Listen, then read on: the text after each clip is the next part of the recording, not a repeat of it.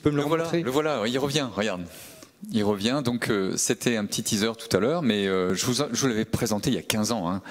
Et vous voyez, on peut pratiquement en 3 secondes, vous voyez, 1, 2 et 3, c'est plutôt 4, on peut vraiment nettoyer son cortex très rapidement. Et je voudrais vous montrer comment je fais en fait. Donc je dévisse le silicone jusqu'à ce que l'orifice d'aspiration soit à l'intérieur d'un des 2 trous d'irrigation. Et vous voyez que l'irrigation devient complètement distale. Et puis par contre pour l'aspiration il n'y a plus aucun problème. Et je voudrais vous montrer comment ça marche. Donc le premier principe, c'est qu'on a un sac capsulaire qui est complètement distendu par l'irrigation qui est distale.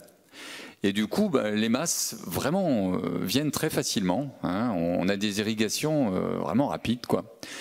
Ensuite, si on se positionne bien en arrière, on touche la capsule postérieure, finalement on peut évoluer sous la zone du rhexis et terminer de nettoyer sans difficulté les masses filamenteuses résiduelles. Alors vous voyez là, ça suffit pas. Là c'est un interne, c'est pas moi, mais si vous voulez, il utilise en fait le couteau suisse comme un système normal, sans tripette. Et en fait, c'est là où je veux en venir, c'est qu'il y a un deuxième principe, c'est que on va utiliser en fait la sonde IA d'une façon tangentielle au bord du rhexis, et c'est ce que j'appelle le rhexis cortical. C'est-à-dire qu'on essaye de prendre le plus possible de masse corticale en faisant un mouvement donc comme un rhexis qui part à l'envers là, de ce point de vue-là. Et en fait, on peut revenir en arrière et puis on garde le mouvement centripète pratiquement uniquement pour la dernière masse si c'est nécessaire. Très souvent, on n'a même pas besoin. Voilà. Ensuite, il y a un troisième facteur, en fait, c'est le silicone lui-même au bout de la sonde. On a une silicone gratteuse qui va nous permettre de nettoyer toutes les masses filamenteuses. Et ce genre de cortex très adhérent, en fait, parfois on met vraiment du temps, alors qu'en faisant comme ça, eh ben, à nouveau, on va très vite. Hein, je vous rappelle, on se positionne en arrière contre la capsule postérieure et on peut terminer d'enlever les masses filamenteuses qu'on a décrochées de la capsule postérieure.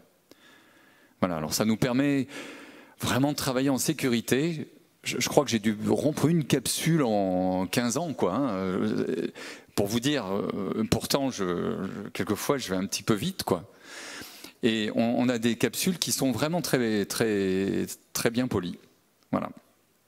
Alors cet outil, finalement, de canule silicone gratteuse, va nous permettre aussi de modifier la façon d'enlever la masse d'une façon non plus centripète, mais centrifuge, c'est-à-dire qu'on va gratter la capsule postérieure et du coup on se crée une zone qui était absolument impossible à attraper. Il n'y a plus rien là sous l'iris.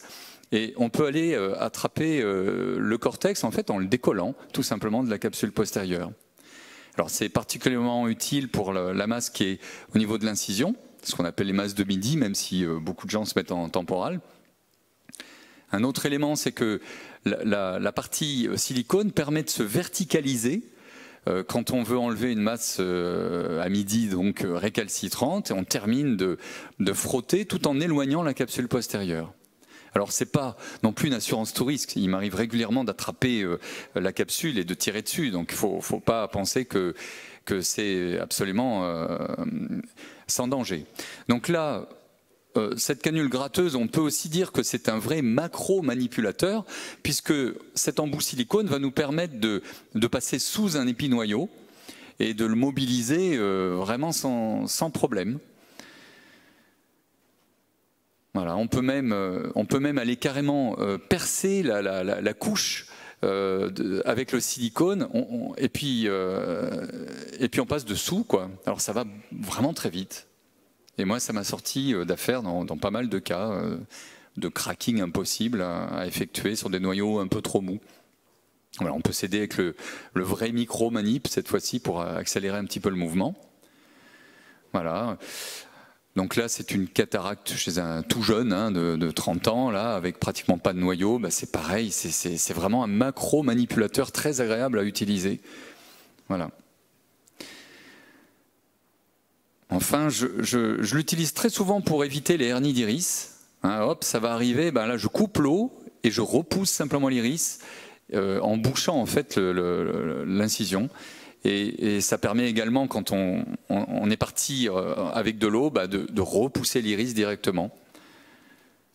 Voilà, et finalement, le dernier élément, bah, c'est que ce macromanipulateur va mobiliser les implants. Ici, c'est pour enlever une masse qui est à l'incision, un petit peu trop compliquée à enlever. Mais par exemple, pour les toriques, bah, c'est vraiment très pratique, quoi. Voilà, bah, je vous remercie. Merci Christophe, c'est toujours très pratique et très intéressant. Tu devrais organiser des universités d'été.